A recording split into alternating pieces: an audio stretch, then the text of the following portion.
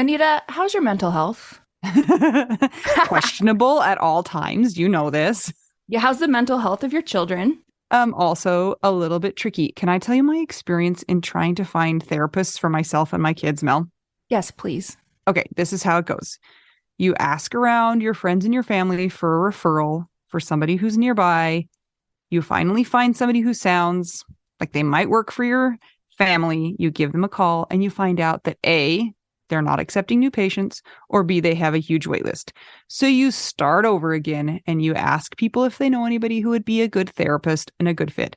Finally, you find one, you go and you meet with them and you figure out that you don't actually like them that much. But it's been so much work to find somebody who you can go to in your area that you're kind of stuck with them. Well, do you have any ideas for how to get around this? I do, because guess what? I've actually had some therapists that I have found on my own, which involves what you're saying. Sometimes I remember one time I was like 3 hours in the bathtub on my phone looking through websites.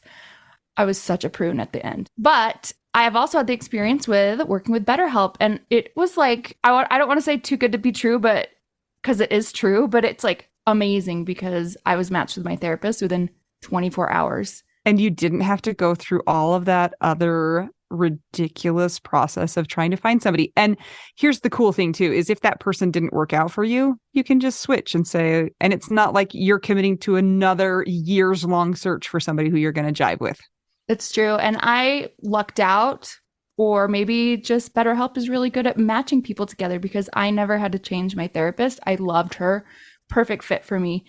And I know that some of our friends have used BetterHelp and they've had to change therapists, and boom, same day, you can change. Easy peasy. You can ghost your therapist. Get a new one. I love this idea. BetterHelp is one of our sponsors. If you use our promo code trybetterhelp.com/WWDN, you get 10% off your first month. And we totally recommend it. Yes. Get some therapy. That's trybetterhelp.com/WWDN. So you snapped. I did. I'm a beatnik. You are. I can't snap right now because I hurt my thumb. What happened? Did you punch someone? No, I hurt it playing volleyball. We were playing volleyball, and for some reason this season I get to play setter, and I have never played setter in my entire life, but I always play the positions that nobody else wants to play. So I've been setting, which has been somewhat of a disaster, but I set the ball really, really bad, and it tried to break my thumb off, and then I was like, I hurt myself. And it's been bad. It's getting a little better though. Hey, Anita, guess who's a really good setter? You are not. Not me. No. Oh, who? My dad. What? Yes, he's a good setter. He did semi-pro volleyball. What? Yeah.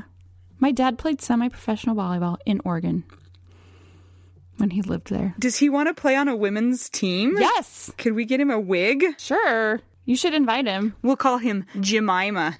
Jemima. I love it. I love it. That's so crazy.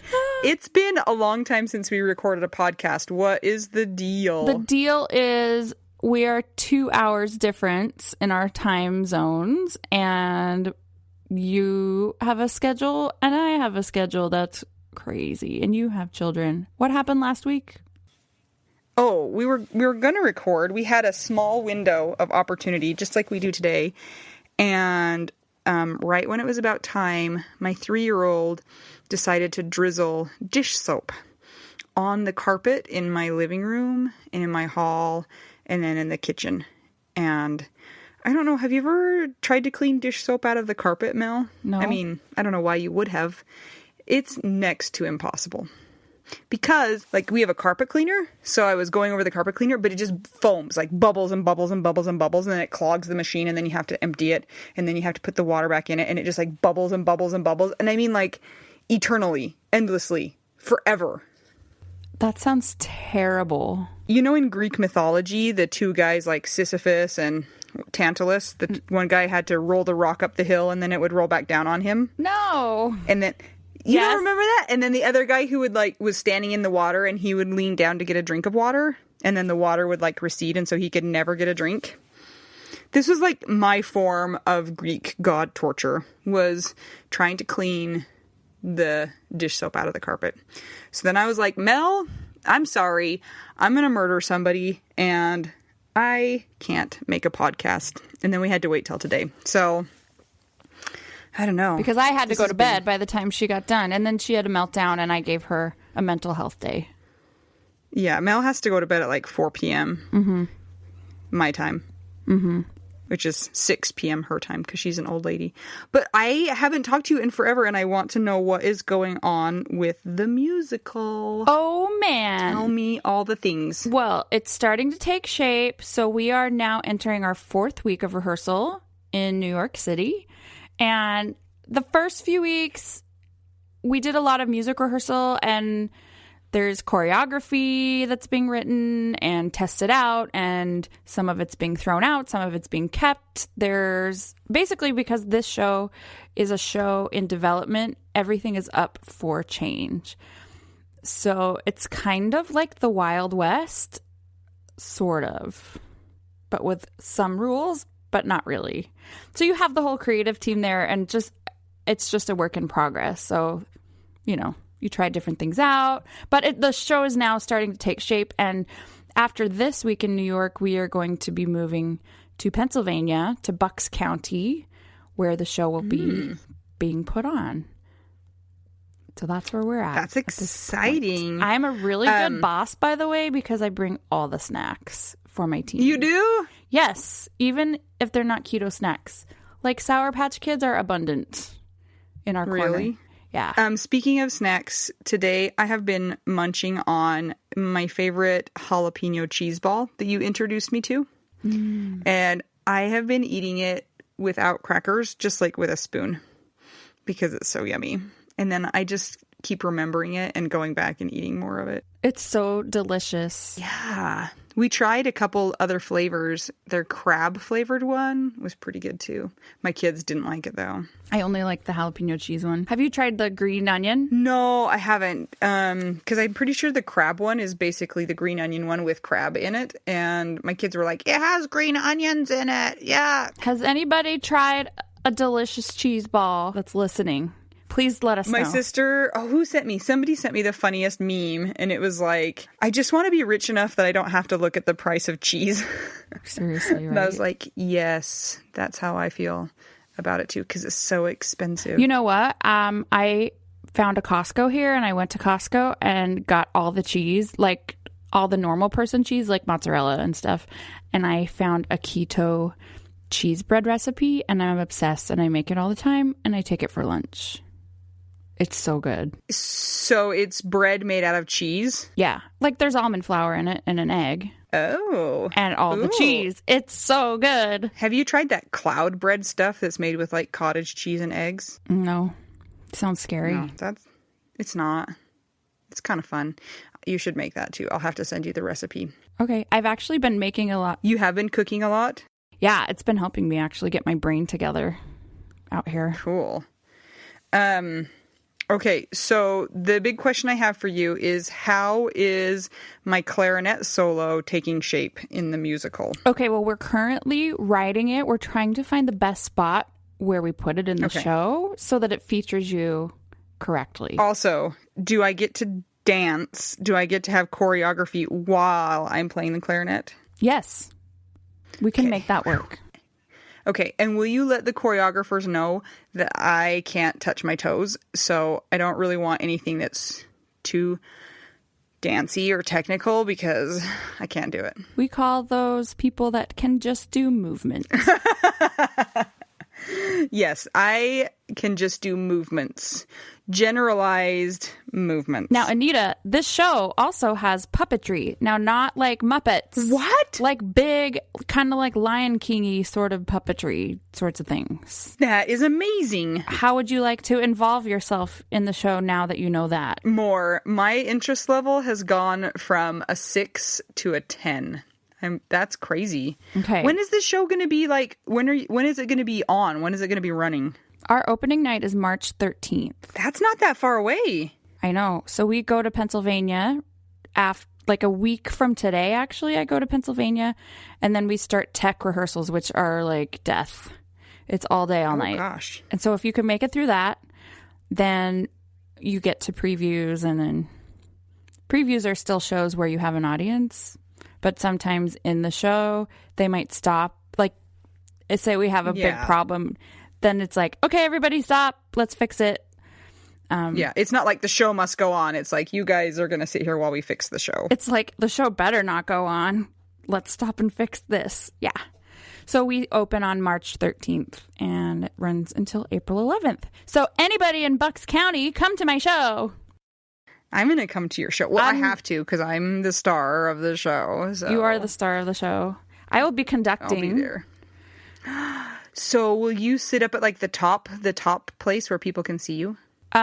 Technically, yes, but this theater is laid out a little bit differently. I'm still unclear on how it's laid out, but I do know we're not in a pit. It's like, it's a smaller theater because it's a regional theater, but I think we are on the side. They made it sound like the band is going to be on the side of the theater in the balcony. Are they going to be like in a closet somewhere? No. But that happens. That totally happens. Well, a lot of times, even on the tours and stuff, they'll put the drummers in a different room, and then they just remote them a camera and headphone. Everybody's like on headsets anyway. Yeah. I think, what was the tour I played? The Bodyguard. Best band ever. So much fun, by the way. It was like all Whitney Houston tunes. So much fun. And it was also my favorite because I did not have to dress up at all. Like, I didn't have to wear black. I could wear neon green if I wanted to. And that whole entire band was in the basement of the Eccles in Salt Lake, in a room that's usually just like a little hangout lunchroom. It was great. Crazy. So everyone has monitors and is connected and all that stuff. But this one, I think we're in the theater and I'm on the side. I don't know what's happening. I don't know anything. I'm just going to show up and see what happens. Cool. So yeah. So since we last had our podcast, I think when we had our last one, we were talking about how I had my grandma's funeral, that I was going to go to that. And I've since gone to it. And I have to tell you something crazy that happened, Mel. Tell me. I've been waiting to tell you. So my grandpa, he died, oh gosh, I want to say 4, maybe 5 years ago. Now I feel bad that I can't remember. But he has been dead for a couple of years. And there was some confusion at the cemetery. They got his headstone in the wrong place, kind of a deal. So they had to like go back and move it. So when we got to the cemetery to do the cemetery thing with my grandma, it wasn't set up like it normally is. I can't even describe how it was, but it just didn't look the same as the other funerals I've been to. So the next day, my mom told me that when they went to dig the hole for my grandma, my grandpa was buried in the wrong place. What? So they had to dig him up and move him. Wait, they exhumed him. Yeah, except for they didn't like take him out of his spot. Yeah, isn't that crazy? Yes. Yeah, so it wasn't the headstone that was in the wrong place. He was in the wrong place. That's amazing. They didn't do any of that while we were there. I think they took care of it all later. And I was like, well, can't they just bury my grandma in my grandpa's spot? So I'm not sure exactly what they did, but anywho, that was that's exciting. A little adventure. Yeah, totally. I've been waiting to tell you that because I thought you'd appreciate that. I appreciate that. Okay, so guess what I did, Mel? What? I went to the headstone store. Really? I don't think that's what it's really called. Yeah. Is that like Dollar General, but Headstone General? No, they are not $1. They're way more than that. Yeah, I just was like, I don't know, I was just feeling full of like, I can do this. So I drove up to and I had a babysitter. And so I drove up to the headstone place and talked to a guy. And he was like, what do you want? And I was like, I don't know. But we talked through the process. And kind of like what to expect and some of my options and things like that. So I didn't leave there knowing what I wanted to do, but it was good because I at least kind of understood some of the limitations and some of the things that were options for me, and also kind of like some price estimations.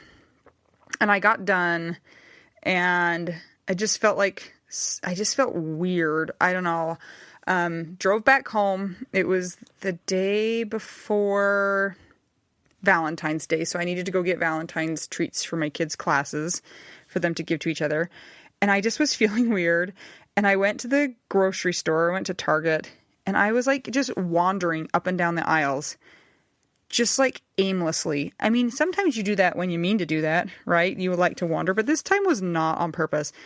And I just was like, what am I doing? And finally I just realized that I was like a grief zombie. That had just made me feel, it just turned my brain off. Wow. And, yeah, I finally realized it when I'd gone down the same aisle like 10 times looking at conversation hearts, and I was like, oh my gosh, like, I don't know what this is, but it was a weird experience. I'm back to not being a zombie, but I was like a zombie that whole day. Couldn't process things. I couldn't think about things. My brain wasn't working. I was sensitive to people being loud and noisy, and that's me like right now. Nutty. Oh man. So how long did it take you to kind of go through that trauma part? The reaction? I don't know. I'm somebody who kind of resets when I go to sleep. So I think the next day was not bad. If I have like a really bad grief cave, crying, and just really emotional day, I usually have a couple days of hangover after that. But this was a different animal than that. This wasn't like super emotional. It was like the opposite of that. It was like no emotion. Do you know what I'm saying? Wow. That's so interesting.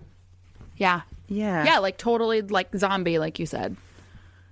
Yeah, it was like a good way to describe it.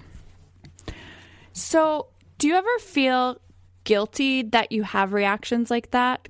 Or are you okay at this point with knowing that these things are going to happen and they're going to come up and you just have to like live through them?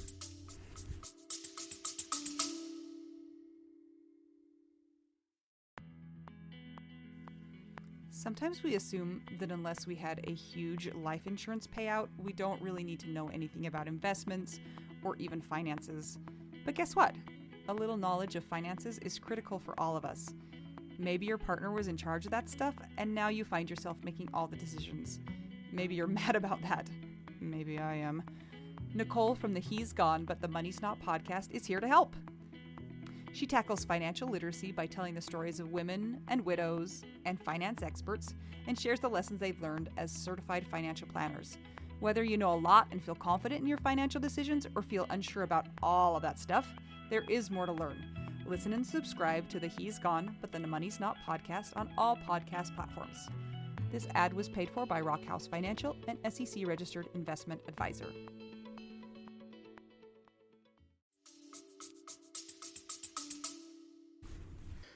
I don't feel guilty about them. I get annoyed by it. I especially get annoyed when I don't have any notice. That's a weird way to say it, but yeah, when it comes out of nowhere, it to happen. Yeah, I'm like, what the heck? You should at least warn me before this happens. And honestly, I mean, I should have known that might be an emotional thing for me to do. But again, it wasn't the reaction that I was expecting. So. Dang, so crazy. That's so unpredictable. Yeah, it was really interesting. I would feel guilty because, like, right after Scott died, I think you and I talked about this. I didn't cry for like 10 days, and I thought I was a sociopath. And then I'm like, oh, well, I guess I'm like, okay, I'm fine. But then, of course, I was not okay. And then you have moments where you just totally break down. And because I was like falling off that ledge, it was like I felt like I was stable and okay, and then I would fall down and have grief moments like for weeks. And so I'd beat myself up like, what? I was fine. Like, come on, what's the big deal? Even though I didn't realize at that time that it's not something that you can control, and it doesn't have to do with anything. It just is how it is. But like the back and forth of like doing well, doing well, doing well.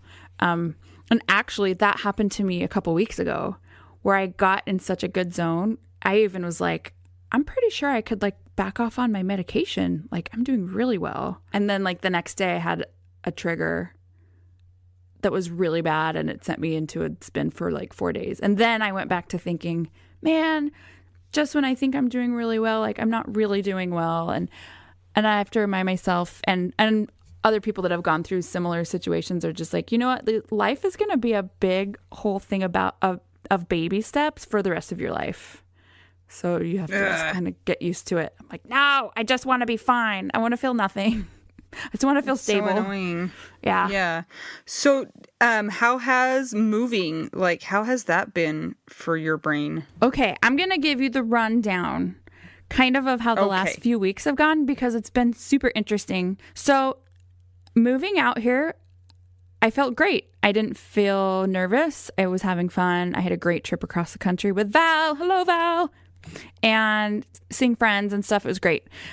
And I got here and I'm staying with a friend and I've been to this house before. So I didn't have any stress about what's the place going to be like? Where am I going to put my car? What about my dogs? Like everything was fine, right? Like I moved myself into a good situation for me mentally. And, had a couple weeks where I was getting used to the area, just kind of acclimating. I felt good. I started getting into a routine of waking up, doing yoga, making some food. I've been taking my lunch every day. So I felt that's gotten me into a really good place mentally. And also a huge part of it is leaving the place where my trauma has been. And it's like, I don't mean that to be a slam against anyone or anything. It just is like all of my trauma is in Utah. Like I was in Utah and married and divorced when I was, 20. When I was dating people and it was in bad relationships, it was while I was in Utah. So that I left that there. And then of course, Scott passing away, like everything was a reminder. So there is an element that is just so healthy for my brain right now to be out of the state, as weird as that sounds, but it's logical. Mom, don't feel bad. It's not anything about anyone. Yeah. But so I'm just like, oh, I'm starting to like feel sort of normal. And even though like when you go through something super traumatic like this, you can't go back to the person that you were before because that version of you also died. I do feel like I've been the most healthy emotionally of myself since Scott's passed. So it just was like continuously like getting better. I was stable. I was getting everything going. Like I felt calm. I felt peaceful. I have this job I'm doing. I knew how to get into the city. I knew where I was going for rehearsals. Like everything was great. Right. So the first week of rehearsals, we have a big cast. And so the things that were hard for me, because I've had like 3 head injuries and this like shock stuff, it's hard for me to remember lots of new information really quickly. So since we have a big cast, it's like, okay, what are everyone's names? Also, what are their character names? Also, some of their characters, they play more than one character. So then it's my job to go through the music and teach them all the things. And then since there's so many parts, I'm like, whose part is what? And these are these big stacks of notes. And who's this one? And who's this character? So that was a little stressful for me. But what I've also noticed is that my body doesn't feel adrenaline anymore. And so I didn't realize I was stressed. It just exhibited itself in me being totally exhausted. So I would say the first 4 days of rehearsal, I could like barely keep my eyes open every day. Like I was so thrashed. So it was like my brain was working on overload. And I had to take my dogs to a dog sitter before. And so it was like, okay, new dog sitter, new route to go. I had to use GPS to get there. I was stressed I was not going to like follow the GPS, like driving into New York and New York traffic, getting to the parking garage. Actually, like that part wasn't stressful. It was the other stuff that was stressful. When I finally started feeling better and less tired, there was one thing that happened. And guess what it was? It's so weird. Cheese ball. No.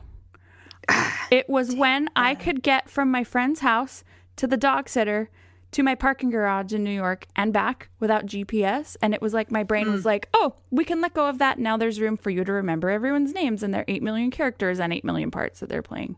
In addition to learning, like, what the heck is this process? Because, like, I've done shows before and everything is already predetermined and you just teach from the script and whatever. And you can't change it. Well, everything's changeable. So after that first week got over, I was doing pretty great. And then the second week started and just kept continuing and, you know, getting used to the job more, getting used to the script more, getting used to the score, like what everybody's jobs are, when you're able to say something, when you should hang back, navigating like personal situation, you know what I mean? So I felt like we were in a really good groove and I was doing yoga every day still, and I was getting up early and just had a routine. So then something happened. Dun, dun, dun. I have had to find a dog sitter for when I go to Pennsylvania, for when we're in these crazy long tech rehearsal days. So I was on Rover and I was looking for someone, and my dogs are big and I don't trust one of them around kids because he's not trustworthy yet. One of them is, the other one is not. He just is still a puppy himself. So, and he's a big dog. So, I need to find somebody that has experience with big dogs like him that doesn't have kids. So I looked through and I had such good luck finding somebody around here. It was like the perfect situation that I didn't think it would be too tricky to find somebody. So I found this lady that has a Doberman, and they moved from California, I think. And I was like, oh, awesome. Like, based on her profile, we had like a lot of stuff in common. So I contacted her and we were on the phone talking, and she was just like confused. I guess she set up her account just to, like, when they moved from California to Pennsylvania, so her dog could have lots of friends because he was used to going to the dog beach. But she hadn't used it in a while. So she's like, oh, did you get my number from Rover? I'm like, yeah. And she just was confused the whole time. And I'm like, well, here's the situation. I'm going to be working at the theater there. And she lives like right next to it. So, which would have been also a great thing for me. So I wouldn't have to drive the dogs anywhere. And I explained the situation, and she just was super hesitant. And then she's like, I mean, do they get up on furniture? Like, do they do? I'm like, yeah, they're dogs. And so it was all these things that was just like, this is not going to work, not going to work. And then she was quite a big talker. And before we even got to the dog stuff, I was like, well, I'm in New York and I'm going to be in Pennsylvania. She's like, oh, New York, you should just move down here. And like, I'm a realtor and you should buy from me. It went straight from like, hi, I got your name off Rover to that. And I'm like, okay, whatever. Like talk, like, let's just figure out this dog thing. And then as the conversation went on, it was like, this is obviously not going to be a good scenario. Then she kept asking more questions, and she's like, now wait, what kind of dogs do you have again? And I'm like, a Vizsla and a Weimaraner. They're 60 pounds and 70 pounds. And she's like, wait, and you're a musician in New York? And I'm like, yeah. And she goes, why would you ever get those two dogs? Why do you even have two dogs? And she super questioned my choices, and she hit the unforgivable nerve for me. My dog nerve. Now, the people close to me know that if the dog nerve is hit, I'm out and I'm done. And so, of course, I was just like listening to her ramble on about her real estate business and like being hesitant and all this nonsense, and she hit the dog nerve, and I just had my knee-jerk reaction that I go, because my husband died and because they're keeping me from jumping off a cliff. Eek! Silence of the lambs. And of course I knew it would shut her up, and I don't ever like to go there, but it's like, first of all, it doesn't matter why I have the dogs. It doesn't matter. You don't know anything about me. You don't know anything about the dogs. Like, you have a Doberman. Hello. So anyway, I didn't realize it did like bother me, but I went back into rehearsal, and like the day went on and I kept thinking about it. And like over time, like by the next morning, it was weird. It didn't go away in my mind. And then it just sent me into like a PTSD sort of a thing for 4 days. It was crazy. So I was trying everything I knew because I know that it's my brain when this happens. And I know that I just have to like work through it. And so I try to do things like still do my routine if I can, try to do my yoga, do my breathing. Like when I'm breathing in, like take the big breaths where your belly also goes out. Like that's something that helps me, like huge belly breaths. And sometimes there's just like nothing you can do to calm down your brain. So I think I might have taken one of my, I don't know. Anyway, I think it's fine, but it took a while to get out of it. And then I was beating myself up because I'm like, how did I go from doing so well that I thought I could pull back on my meds to doing so badly that here I am again, you know? So, you know, there's a whole lot of psychological things. I know it's not my fault, of course. I know it just happens, but that was really hard. But it was also really helpful to have to be to work and to have so much work, and you have to go. So that helped me to kind of pull out of it, but it did take a long time. So that was a thing. And now, so then I had another week where I was doing really well, kind of climbing out of that, and shows coming along great, dealing with all that stuff. And then the last 2 days, I think my body's preparing me that I'm having to move again out of my friend's house that I know, out of my routine, out of my safe dog situation. And I think because when Scott died, I had to move so quickly, and I didn't have like my own stable place for a year. I'm noticing that this is like a common thread for me. If I'm not quite sure of where I'm physically going to be, I go into this weird zone, kind of a PTSD thing, and my memory starts whitewashing. And yesterday when we were in rehearsal, like I couldn't remember the names of the songs and the numbers of the songs. And then I was like, okay, I'm in front of these people. Like I can't look like an idiot. And I also like literally don't know where the song is to find it in the book. And I feel stupid. So, but I'm recognizing that that's a trigger, and it's like, okay, well, what can I do to work through it? So do you want to know what I did today? Yes. To deal with it, I got this play. It's Play-Doh. It's Play-Doh. And so what I'm going to do is like when I get anxious because the same thing like you said, where loud noises make you jumpy and angry and you're like, don't touch me, anybody. That's been happening to me. Like, I feel like that right now. But I'm finding that, like, squishing this Play-Doh is helping that, even though I want to kill everyone. Yeah. You need a fidget spinner, too. Don't you know? I hate those. Those make me want to punch people even more. I can't do it. Oh, man. Okay. The other thing, too, it's like, so I'm recognizing that I'm dealing with these things, but I have to still do my job and, like, continue on.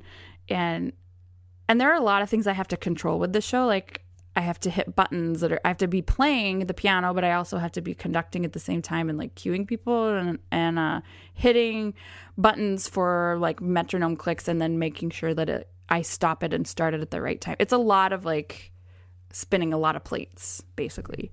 And I'm just like, I hope that, and I can't zone out, and my brain zones out a lot right now.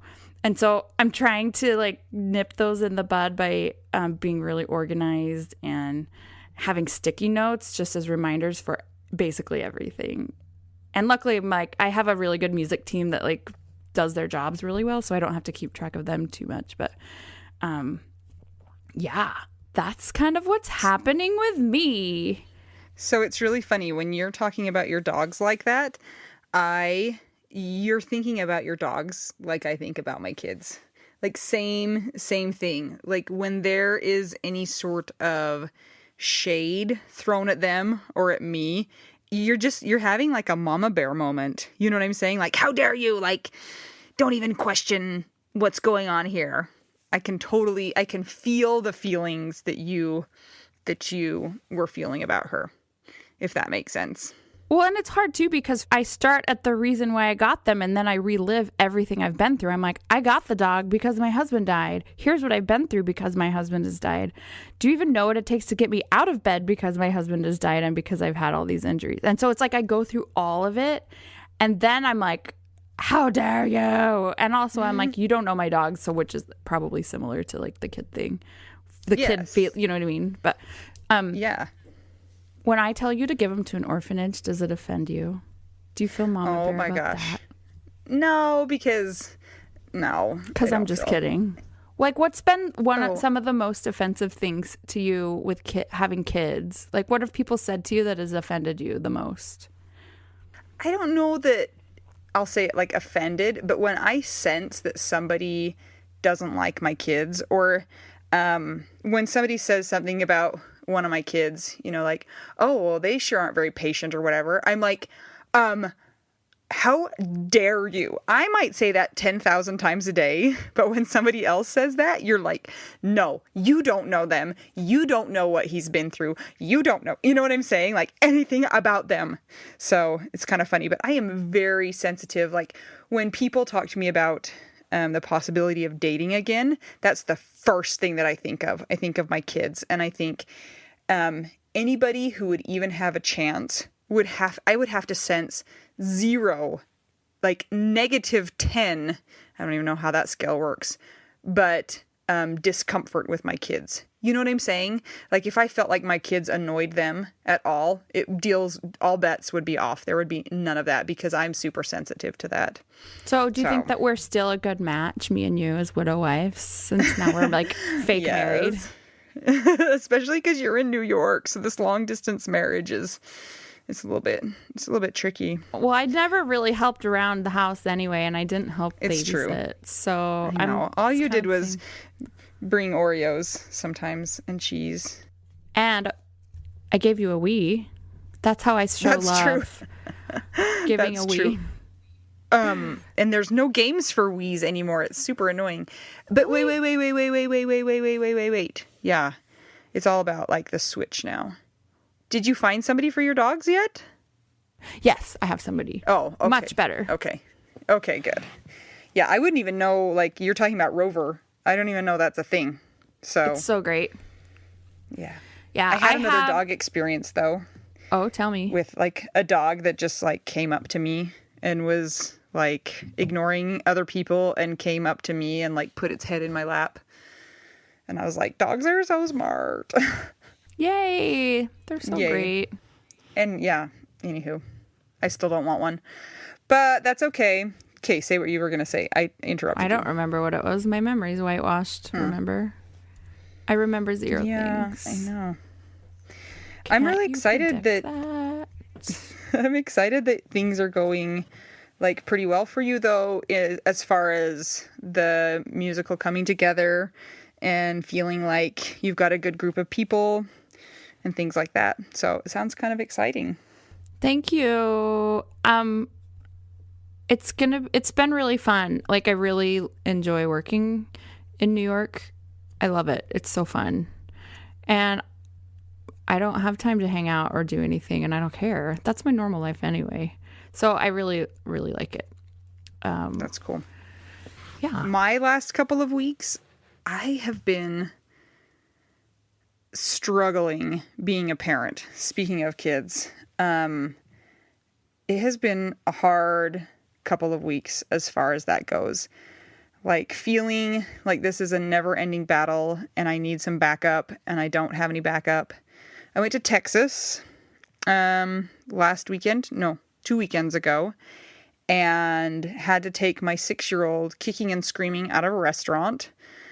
And I was like, this would be a time where I could really use another person. Do you know what I'm saying? And it made me feel so alone that I was having to deal with that on my own. It was super embarrassing. It was awful. And I'm just like, what the heck? So we go to the Sharing Place, which is grief support for kids, and they hold a parent group at the same time the kids are doing an activity. So when we go there, they have a check-in that everybody goes through and they say how their week has been going. And I just was basically like, I can't do this. I cannot be a parent on my own. I'm yelling at my kids all of the time. I'm a horrible person. They're not cooperating. They're not helping me. They're going to be so screwed up. Like who am I going to give my kids to? How am I going to, like, I can't do this anymore. And one by one, we went around the room and every single other person said basically the same thing. And it made me feel so much better because I was like, okay, it's not just me. who feels this way. And I think part of it is because it's just the end of the winter. We're going stir crazy. Just need a break. You know what I'm saying? Like send the kids outside to play. But I've been really feeling pretty hopeless about being a parent and trying to figure all of this out and to do all of the things that need to be done while not being a complete jerk to my kids. Guess what? What? Can you hear me? Did you know that there is a Facebook group called I Regret Having Children, and people anonymously share stories about how they regret having their children, and some of them are funny and some of them are very, very terrible, but I thought you might enjoy it. Well, yeah, I mean, the thing is that I love my kids a ton. Like we just talked about the whole mama bear thing, but right now I feel inadequate. And not like inadequate, like, oh, I'm not making them their lunches. You know what I'm saying? Like, I didn't cut their sandwich into wedges like they like. Like, no, like, I'm ruining them. They're going to be scarred for life. And somebody needs to come take them away from me. That's how I'm feeling right now. And it's sucky. But I also have something really exciting that happened too. Do you want to hear it, Tell Mel? us. Yes. You already know. But oh, I know. I'm so excited. Yes. So I was nominated for, there's a magazine called Triathlete Magazine. And it's a pretty big, it's probably the biggest triathlon-based magazine that there is. They have a contest every year to put somebody on the cover, somebody from the triathlon community, and I was nominated to be one of the people for the cover contest, and I'm one of the finalists. And so you can go vote for me, all 11 of our listeners, because we're up to 11 now, aren't we, Mel? It goes to 11. It goes to 11. All of our 11 listeners. If you go to triathlete.com, they have a page called Vote for the Cover of our issue, of one of the issues. And if you click on that, then you can vote for me. And I'm one of 10 people. Anita, I have a wicked plan. What if we put this up on the Facebook page and then people can go to the Facebook page and vote? I voted 3 times for you because I have 3 emails. That's a wicked. I wasn't sure if you were like wicked like evil or like wicked like awesome. Well, it's the same thing. Yeah, okay. Yeah, I'll put it up on the Facebook page and Instagram so that you guys can go vote because I need 11 more votes. The other people who were also nominated, they have amazing stories as well. There's some really great, and I don't want to say that they don't deserve it, but don't vote for them. Vote for me because really I just want to go on a trip without my kids. That's what I'm looking for. So what do you win? So the prize is that they fly you to the location where they're going to do the photo shoot. You get your hair and makeup done, which should be pretty funny for me since I'm super into my hair and my makeup. And then they do the photo shoot, the cover shoot, and then you get to keep the clothes, and that's it. And then you're on the cover of the magazine. How do they decide where the location is for the photo shoot? Or can you pick? No. I'm pretty sure this is kind of silly. The magazine is located in Boulder, Colorado, so I bet it's just in Boulder. So it's not like, Cabo or somewhere cool like that, but I'll take it. But Colorado's awesome. They have cool parks there. Yeah, it's just like kind of close to us. It's not like, it's not an exotic location compared to where I am now is the only point I was trying to make. But I'll take anywhere. I'd go to like Des Moines. I have a friend there. In Des Moines? Yeah, and also they have a really great like festival in the summer where you can get lots of bratwurst. And I got a shirt there and it says, "This is my worst shirt," but worst is spelled WURST. URST. So if you go there, request that you go when that's happening to Des Moines. I just think that Des Moines, I have nothing against Des Moines. I've never been there, but it just sounds like a really, like, very Midwest, like, normal people place. So that's why I sit there. Again, not exotic. Opposite of exotic. It's exotic to us. It's flat. Maybe. Totally true. So anyway, go vote for me because I am being super, like, you're supposed to be demure and not beat on your chest. But I'm like, no, I want to win. I want to be on a magazine. I want to have a fun trip. Whatever, do adventure. It. You can be however you want. Own it. I'm owning it. And I was so excited because my name's Anita. I don't know if you knew that. Did you know that? And Anita starts with A. And so I'm the first one on the list. And I was like, thanks, Mom, for naming me Anita and not like Anita. Zelda.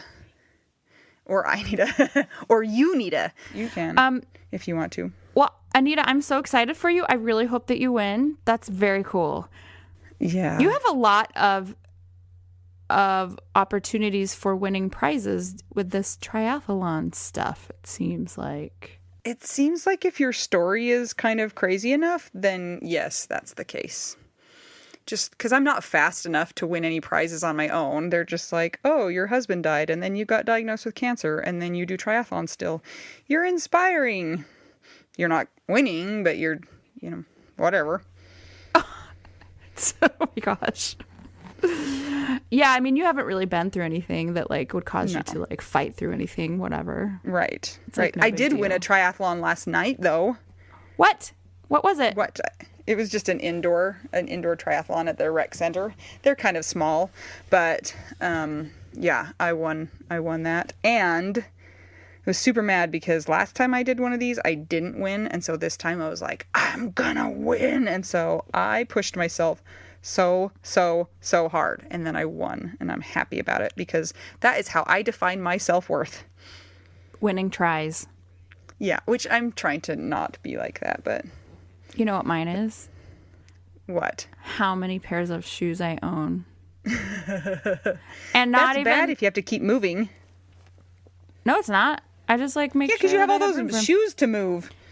It's okay. It's worth it to me. Okay. And it's not shoes that are like nice shoes. It's like tennis shoes. Like Nike, nice like retro shoes, Nikes. Though. Yeah. Yeah.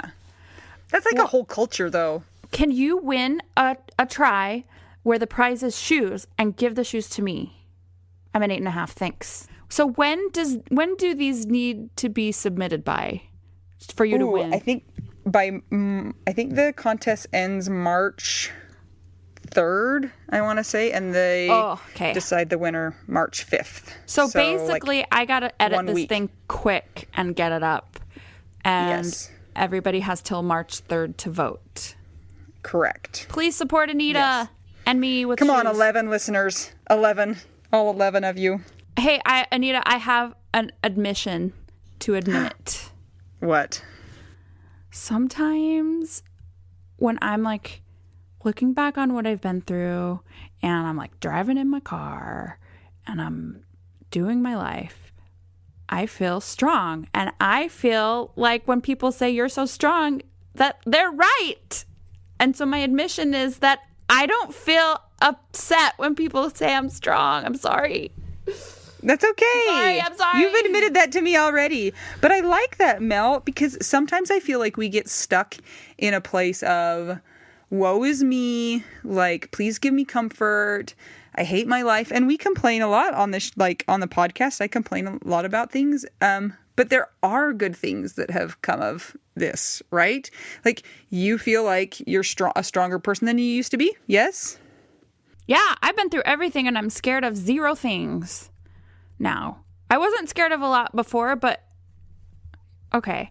You know what's so interesting? It's like, here's how I think of life. It's just like a gigantic game, long game of resistance training for life. It's like, that's how I think of challenges. It's true. It's just like, okay, this thing could either like run me over or I could learn how to like train for it so that I can push back or go around it or come up with something else. And so when I am in a frame of mind like that, then I'm like, it's almost like, now I have not worked out for a really long time. But you know that feeling when you've worked out for a while and you're like, I feel like my body is strong. Like I feel like that. Oh yeah. Even though it's an emotional strength, I feel it connected to my body like a physical strength. Yes. So sometimes I think that I'm like, everybody that listens to this that hates when people say that they're so strong is gonna hate that I support using the word strong for me, but here's the whatever. thing. I feel like I should be the one to say I'm strong because that person doesn't know if it's a strong moment or not. Does that make sense? It's the same thing I feel about, like, looking for the bright sides, like, looking for the good things that happen. And, like, you have to declare that for yourself. If somebody else tells you what to be thankful for, you just want to punch them in the face. Yes, I do. Does that make sense? Yes. Yeah. So that's how I feel about the word strong, too. Like, well, you can say that, but you don't actually know how I'm feeling right now. I might be feeling strong or I might not be feeling strong right now. Do you think they mean like you are out of bed today and you're in front of me and you're speaking in sentences mostly? So to me, that means you are strong. I think people actually just say it because they are trying to connect with you and tell you that they admire you. Sometimes people are just saying it because it's like the correct thing to say. So either way, they're trying to be good. They're not trying to be offensive in any way. So one time my therapist was like, "I'm so proud of you," and I'm like, "Why?" And she's like, "'Cause you're doing it." Like, and this is not anything to do with like my move or anything, but just like this was a while ago. 'Cause you're doing life, like you're still going. And at the time I'm like, I feel like I want to die. Like I just want to jump off the cliff and do all the things and like, or just go to sleep and not wake up or whatever. Like, this is annoying. And I go, no, I don't have a choice. Like, and she goes, you actually do have a choice. And I go, are you talking about like, I could choose to like go commit suicide or not? And she's like, yes. I'm like, oh, well, if you put it in those grave terms, thank you. It's like, I know. I'm trying. I mean, it's true, but it's a little bit, yeah. I feel like that all the time with my kids. I'm like, what are my options? Like, I don't have any options. I either have like, I have these two, like a really, really terrible option, but there's not a lot of options in between other than just doing it. So I feel the same way. So when I went to Texas, I took just my two middle kids. I took my 6-year-old and my 9-year-old. And I actually thought of you and something that you had said while I was trying to get them through the airport, because taking two little kids through the airport is not an easy task. But as we were trying to like fumble through security, I thought to myself, and you have said this too, like, my husband died. Like, this isn't scary. This is totally doable. And you've said that before, like, I'm not scared of anything because I've been through this and, what's the worst that could happen? So I totally had that thought as I was like having a little bit of anxiety about trying to get through all of that. I was like, why do I care? This is nothing. It will be over in, 20 minutes or whatever. Yes, you survived it. Yeah, totally. We did it. And I just had to carry him out of the restaurant once. Well, Anita, it was so good to talk to you, finally. I know. I've missed you, Mel. I miss you so much. Do you know what I like? Is that we started kind of like talking about having some hard times. And at the end, we totally went to like a positive place. And we didn't even plan on that. Oh, man. Our one listener that hated us, like, they should hear us now. If they could hear me now. La, la, la, la, la, la. Yeah. What are you going to do this week? This week is pretty just like a normal week. I'm trying to win a contest. I don't know if I told you about that. That's happening this week.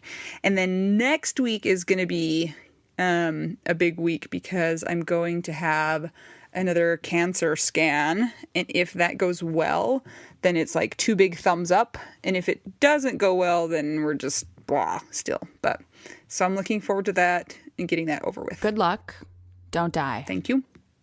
I'm not going to, well, I mean, you can't guarantee anything, but you never know. It's totally true, but you don't die either. That's what I'm doing. What? Working. Oh, yeah. And moving to Pennsylvania. Ah, I know. Okay. I'm going to come see you sometime. We got to figure it out. Yay. Yay. Okay. Okay. Yeah, we will discuss this. I can't wait for your solo. Do you know what I'm just realizing?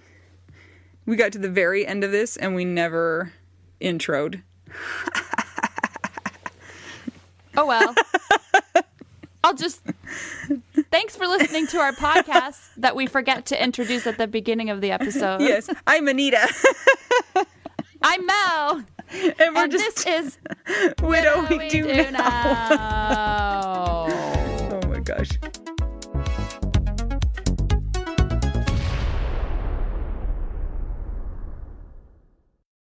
This is my favorite thing to discuss with you. Tell me, what is it? One of my favorite things. I do enjoy tacos and cheese and dogs. This is about how you cannot pay hundreds and hundreds of dollars for a phone plan, especially when you're a widow, your person is dead, you might have kids, you might need another option, and you just want your phone to work, you want unlimited texting and service, and you want it to be like $25 a month. It blows my mind that they have plans that start at $15 a month. That is so cheap. And the cool thing is it uses other 5G networks, and so you don't have to pay extra for that, and you still get great service. Yep, Anita and I have traveled all over, and I have used my phone. So I highly recommend it. And my mom's even on it. When my dad died, we put his phone down to the cheapest plan, which is $15 a month. And I think my mom's on the $20 a month plan, and it's so worth it. It's so much cheaper than what we were all paying before. So I highly recommend it if you're on a budget or not. Who cares? Ryan Reynolds is in charge of the company, and they send you free stickers with Ryan Reynolds temporary tattoos. It's kind of the best. So if somebody wants to sign up, what can they do, Anita? Go to trymintmobile.com/WWDN. Seriously, you guys, such a great idea. Save yourself some money. And if you're worried about losing data or having any changes with your phone, not going to happen. They walk you through it. Everything's fine. It's the easiest process of all time. Again, that's trymintmobile.com/WWDN.